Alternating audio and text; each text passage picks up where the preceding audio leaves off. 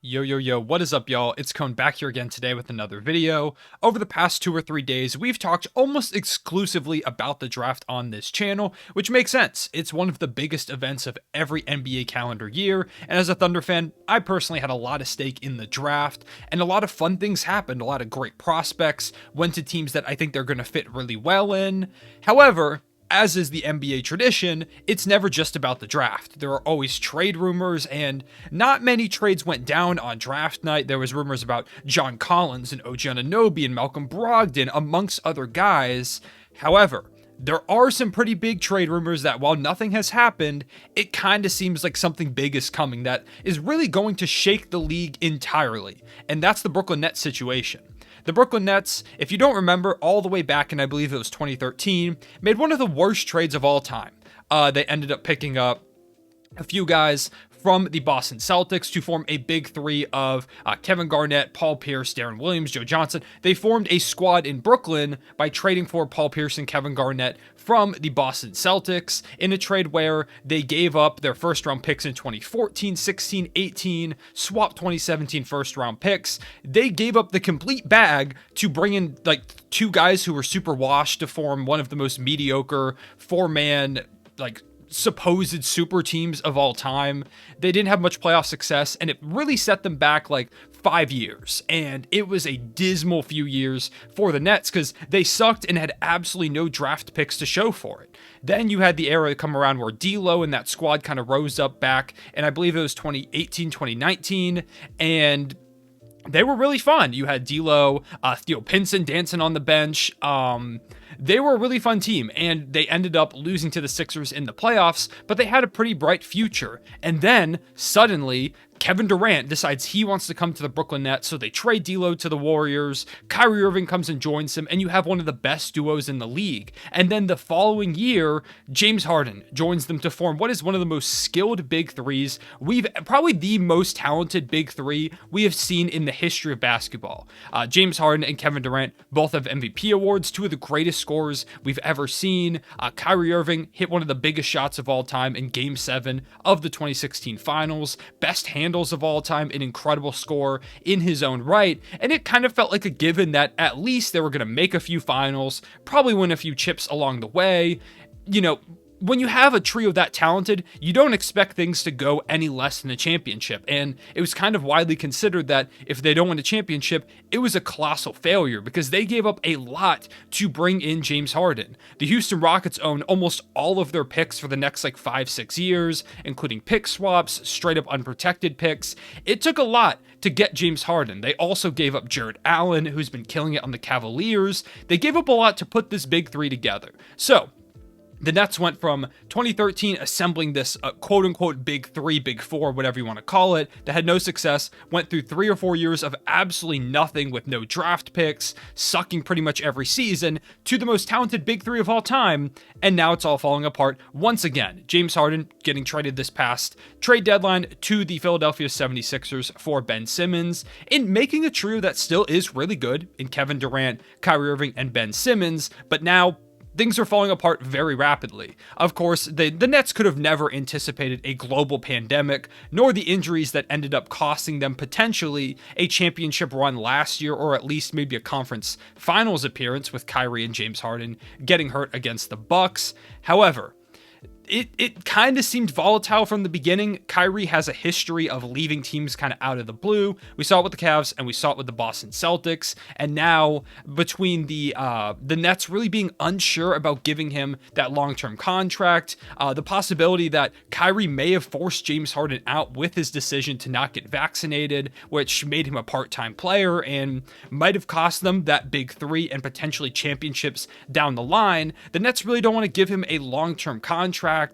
There still is a possibility they work something out, but Woj and Shams are reporting that things are really rough. Shams called it an impasse. Woj used some word that I've never heard of before. That means that there's a lot of animosity. It is bad, and it kind of seems like Kyrie Irving is going to be leaving the Nets, which in turn would probably mean Kevin Durant wants out too. There's a chance that maybe KD will still want to hang out with Ben Simmons, and whatever they get from the Kyrie Irving trade, maybe they receive a decent piece, and he believes that he can still be the guy to lead them alongside role players like Joe Harris, Patty Mills, guys like that. Of course, they would have to bring in some more pieces as well, but maybe he thinks that things can work out. But for me personally, I think KD's going to ask out if Kyrie gets traded. So there is a chance that they're going to go from one of the most talented trios of all time to now not a single one of them, and it's just Ben Simmons and like shooters left in the span of like 2 years. It's a crazy up and down for Brooklyn Nets fans. Like over the past decade, they have had the craziest like this type trajectory from like putting together this team of like supposed all-stars, and then they suck and they have no picks. Then they build probably the most talented big three of all time. And then it all falls apart over the course of 2 years. In terms of where Kyrie's going to go, he put together this list, according to Woj, that, you know, he kind of wants to go to maybe like the Mavs or the Sixers or like the Clippers or the Lakers or something like that. But Woj is reporting that none of those teams are interested in him except for the Lakers. Now, the only way he's going to get to the Lakers is probably a Russell Westbrook trade, and that would completely break NBA Twitter, NBA YouTube, pretty much the whole NBA community if that happened and Russ was reunited with Kevin Durant in Brooklyn and Kyrie and LeBron reunited back in LA. I'm sure that's a trade the Lakers would do in a heartbeat, but I'm sure the Nets aren't looking for a deal like that. There is also the possibility that if Kyrie opts out of his player option, he could just straight up sign with the Lakers for like $6 million if he wanted to, which normally I would not say would happen ever with a star player. But we're talking about Kyrie Irving, who is one of the most unpredictable stars we've probably ever seen in the league. We never really know what Kyrie's going to do in terms of where he wants to be. If he wants to be in LA, it would not stun me at all if Kyrie decides he's going to go there. It would even stun me if Kyrie just retired after all this whole like scenario goes down.